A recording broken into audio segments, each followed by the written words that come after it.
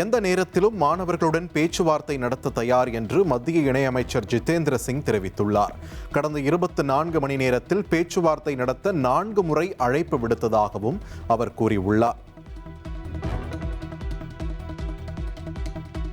டெல்லியில் மகாத்மா காந்தி நினைவிடத்தில் இந்தியா கூட்டணி எம்பிக்கள் மரியாதை செலுத்தினர்.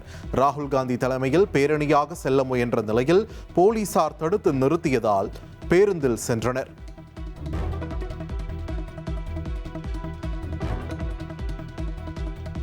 நாங்கள் எப்போதும் மாணவர்களுடன் இருக்கிறோம் என்று ராகுல் காந்தி தெரிவித்துள்ளார். காந்தி நினைவிடத்தில் மரியாதை செலுத்திய பின் பேசிய அவர், நாங்கள் இந்தியா கேட் பகுதிக்கு செல்ல விரும்பினோம், ஆனால் அனுமதிக்கவில்லை என்றும் கூறினார்.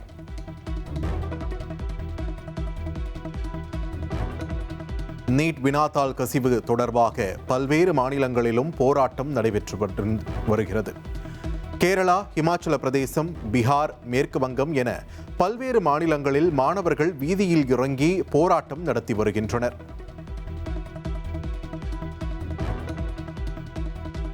சென்னை எழும்பூரில் நீட் தேர்வுக்கு எதிராக நீலம் பண்பாட்டு மையம் சார்பில் போராட்டம். திரை பிரபலங்கள் ப. ரஞ்சித், வெற்றிமாறன், அமீர், மன்சூர் அலிகான், ரேவதி, ஆண்ட்ரியா உள்ளிட்ட பலர் பங்கேற்றனர். ஏழை ஓட்டு இனிக்குதா, டாக்டர் ஆனா கசக்குதா, இந்திய நாட்டு இளைஞர்களை இனியும் சீண்டி பார்க்காதே, student union zindabad, youth union zindabad. நாடாளுமன்றத்தில் மெஜாரிட்டி இருந்தால்தான் நீட் தேர்வை ரத்து செய்ய முடியும் என அமைச்சர் ஆதவ் அர்ஜுனா தன்னிடம் கூறியதாக ராப் பாடகர் அறிவு தெரிவித்துள்ளார். முதலமைச்சரை தான் நேரில் சந்திக்கவில்லை என்றும் அவர் கூறியுள்ளார். தலைமைச் செயலகத்தில் போய் போராடினதன் விளைவாக என்னை உள்ளே கூப்பிட்டு பேசினாங்க. ஆனால் என்ன பேசுனாங்கன்னு யாருக்குமே சொல்லலை அப்படின்னு சொல்கிறாங்க. ஆனால் இன்னைக்கு நான் சந்தித்தது முதலமைச்சரே அல்ல, நான் சந்தித்தது அமைச்சர் திரு ஆதவ் அர்ஜுனா அவர்களை தான் நான் சந்தித்தேன். அவர் என்ன சொன்னார்னா, நீட்டை ரத்து செய்வது என்பது பார்லிமெண்ட்டில் மெஜாரிட்டி இருந்தால்தான் முடியும், பார்லிமெண்ட்டில் மெஜாரிட்டி இல்லாமல் நீட்டை ரத்து செய்ய முடியாது, எனவே நீங்கள் இந்த போராட்டத்தில் ஏன் இறங்குனீங்க, இது உங்களுக்கு தேவையில்லாத விஷயம் அப்படின்னு சொல்லி என்னை அட்வைஸ் பண்ணி தான் அனுப்பிச்சாங்க. முதலமைச்சர் விஜய் நடித்த ஜனநாயகன் திரைப்படத்தின் அன்எடிட் பதிப்பு மீண்டும் இணையதளங்களில் கசிந்து பெரும் அதிர்ச்சியை ஏற்படுத்தியுள்ளது. தமிழ்நாட்டில் 3 ஷோக்கள் திரையிடப்பட்ட நிலையில் மீண்டும் படம் சட்டவிரோதமாக இணையதளங்களில் வெளியாகியுள்ளது. காலை உணவு திட்டத்திற்கான பெயர் மாற்றத்தை குற்றச்சாட்டாக சொல்பவர்கள் காமராஜர் பெயரை நீக்க நினைக்கிறார்களா என்பதை விளக்க வேண்டும் என்று அமைச்சர் வன்னியரசு தெரிவித்துள்ளார். காவல் சித்திரவதை மரணங்களுக்கு காரணமானவர்கள் யாராக இருந்தாலும் அரசால் கடும் நடவடிக்கை எடுக்கப்படும் என்றும் அவர் தெரிவித்துள்ளார். இலங்கை கடற்படையால் கைது செய்யப்பட்ட தமிழக மீனவர்கள் 9 பேருக்கு ஆகஸ்ட் 6ஆம் தேதி வரை சிறை இலங்கை நீதிமன்றம் உத்தரவிட்டுள்ளது.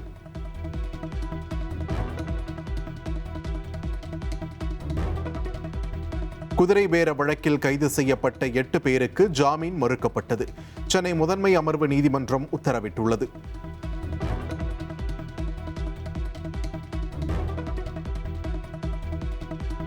தனியார் பள்ளி நிர்வாகிகளிடம் 100 கோடி ரூபாய் மோசடி செய்த வழக்கில் கைதாகியுள்ள அரசகுமாரின் கூட்டாளிகள் 2வரை சென்னை மத்திய குற்றப்பிரிவு காவல்துறையினர் கைது செய்துள்ளனர். தனியார் பள்ளிகளுக்கு அரசு அங்கீகாரம் மற்றும் கட்டட அனுமதிகளை பெற்றுத் தருவதாக கூறி தமிழகம் முழுவதும் 100 கோடி ரூபாய் வரை பண மோசடி நடந்ததாக குற்றச்சாட்டு எழுந்தது. இது தொடர்பான புகாரில் அரசகுமார் ஏற்கனவே கைது செய்யப்பட்டு குண்டர் சட்டத்தில் சிறையில் அடைக்கப்பட்டுள்ளார்.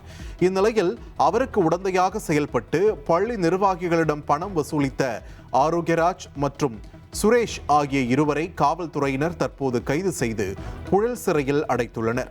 மேலும் இந்த வழக்கில் தொடர்புடைய மற்ற நபர்களை தேடும் பணி தீவிரமாக நடைபெற்று வருகிறது. விருதுநகர் மாவட்டம் வத்திராயிருப்பு அருகே பள்ளி மாணவர்களை ஏற்றிச் சென்ற ஆட்டோ கவிழ்ந்து விபத்து. மாணவர் ஒருவர் சம்பவ இடத்திலேயே பரிதாபமாக உயிரிழந்துள்ளார்.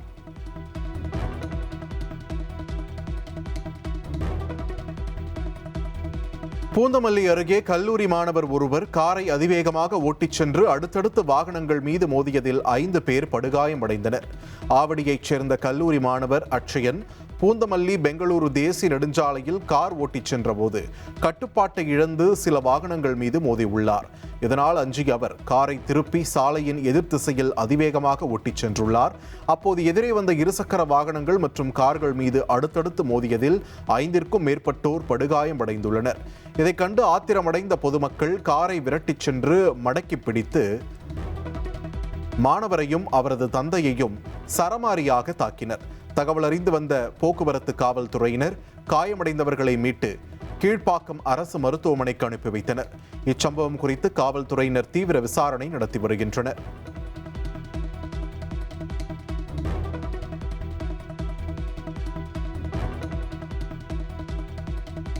குஜராத் மாநிலம் வல்சாத் மாவட்டத்தில் வெள்ளத்தில் சிக்கிய 8 மாத கர்ப்பிணியை காவல்துறையினர் மற்றும் மீட்புக் குழுவினர் பத்திரமாக மீட்டனர். ஓரங்கா நதியில் ஏற்பட்ட வெள்ளப்பெருக்கால் நூற்றுக்கணக்கான வீடுகள் நீரில் மூழ்கின.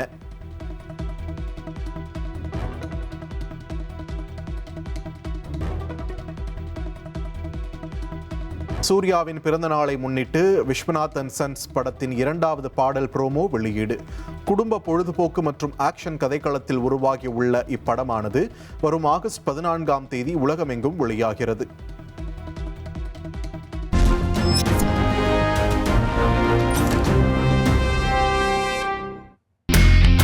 இனி செல்லும் இடமெல்லாம் செய்தி. தந்தை டிவியின் வாட்ஸ்அப் சேனலை ஃபாலோ பண்ணினா செல்ல இருக்கும் இடமெல்லாம் செய்தி. இதோ QR கோட் இப்பவே ஸ்கேன் பண்ணுங்க, ஃபாலோ பண்ணுங்க.